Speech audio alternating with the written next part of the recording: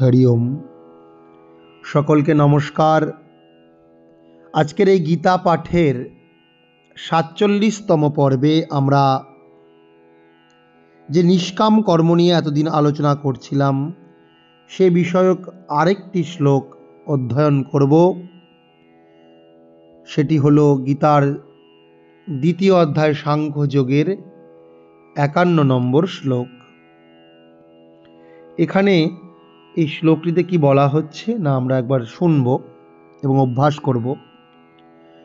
কর্মজম বুদ্ধির্যুক্তা হি কর্মজম বুদ্ধিযুক্তা হি ফলং ত্যক্ত্বা মনীষিণঃ ফলং ত্যক্ত্বা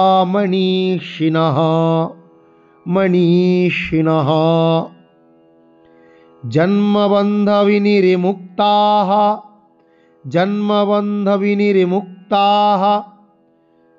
এই জন্মবন্ধবিনী হর্ষস্বর, মু হর্ষস্বর, তাতে দীর্ঘস্বর। জন্মবন্ধ বিনির্মুক্তাঃ পদম গচ্ছন্ত্যনাময়ম।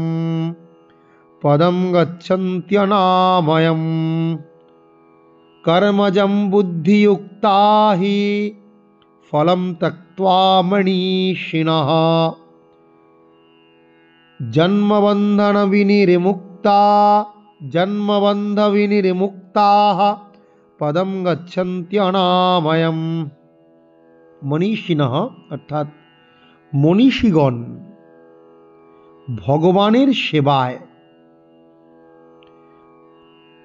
বুদ্ধিযুক্ত হয়ে, ভগবানের সেবায় যুক্ত হয়ে ভগবানের শরণাগত হন। ভগবানের সেবায় বুদ্ধিযুক্তা হি, সমস্ত ফল ত্যাগ করে তারা ভগবানের সেবায় নিজেদেরকে যুক্ত করে শরণাগত হন। যে কারা? যারা মনীষী ব্যক্তি তারা। কর্মজম অর্থাৎ কর্মজাত ফল তারা ত্যাগ করে জন্মবন্ধ বিনির্মুক্তা, মৃত্যুর বন্ধন থেকে মুক্ত হন।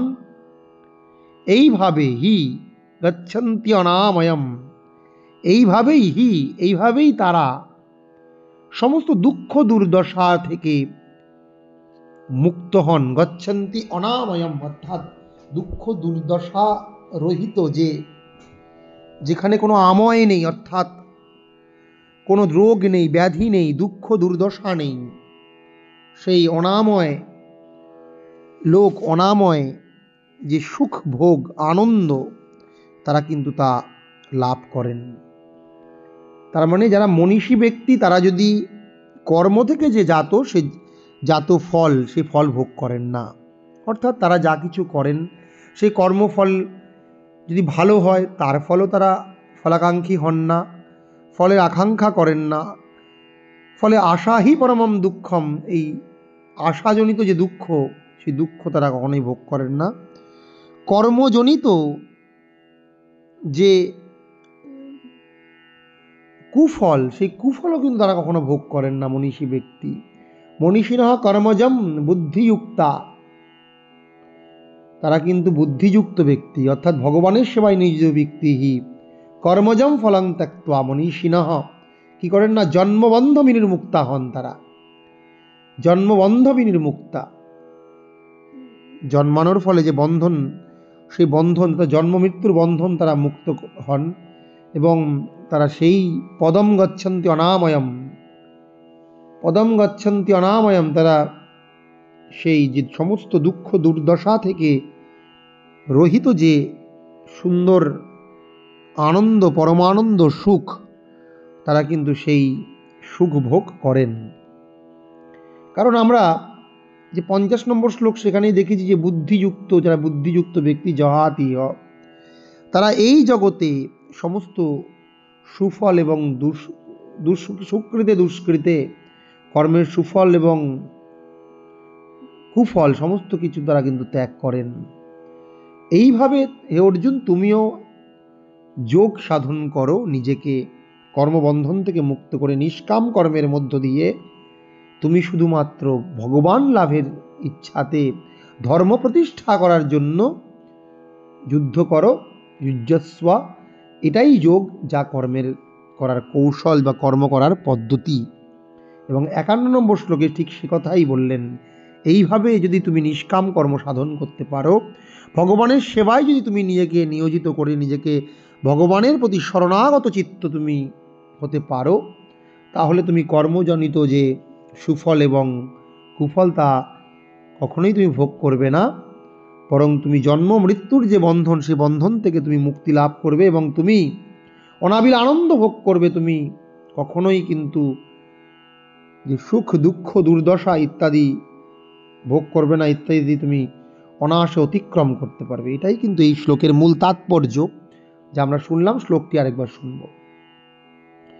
কর্মজম বুদ্ধিযুক্তা হি, যে কর্মজম সমস্ত হর্ষ, কর্মজম বুদ্ধি যুক্তা, ইউ পর্যন্ত হর্ষ, কর্মজম বুদ্ধিযুক্তা হি ফলম ত্যক্ত্বা, এই যে ফলম হর্ষস্বর, ফলম ত্বা হর্ষস্বর ত্বা, ফলম ত্যক্ত্বা, ফলম ত্যক্ত্বা মনীষিণঃ, মনীষিণঃ, তাহলে একসাথে কি বলবো? কর্মজম বুদ্ধিযুক্তা হি ফলম ত্যক্ত্বা মনীষিণঃ জন্মবন্ধ বিনির্মুক্তাঃ, তাহ হাতে বিসর্গ, তাতে, আর না সব দীর্ঘস্বর, বিসর্গ দীর্ঘস্বর এখানে আতে, আর বাকি সব হর্ষস্বর। জন্মবন্ধ বিনির্মু এ পর্যন্ত হর্ষস্বর, জন্মবন্ধ বিনির্মুক্তাঃ পদম গচ্ছন্ত্যনাপদময়ম, এই পদম গচ্ছন্ত্য এ পর্যন্ত হর্ষস্বর, পদম গচ্ছন্ত্যনা দীর্ঘস্বর ময়ম, পদম গচ্ছন্ত্যনাময়ম। সকলকে অনেক অনেক নমস্কার। আপনারা এইভাবে গীতা পাঠ শুনুন এবং এইভাবে গীতা পাঠের পাশে থাকুন। আমার এই চ্যানেলটি অবশ্যই ভালো লাগলে আপনারা বেশি বেশি করে শেয়ার করুন, গীতা পাঠ প্রচার করুন সকলের মধ্যে। গীতার ভাবনা, গীতার যে সুন্দর জ্ঞান, সেই জ্ঞান সকলকে মধ্যে প্রচার করুন। সকলকে অনেক অনেক ধন্যবাদ ও নমস্কার।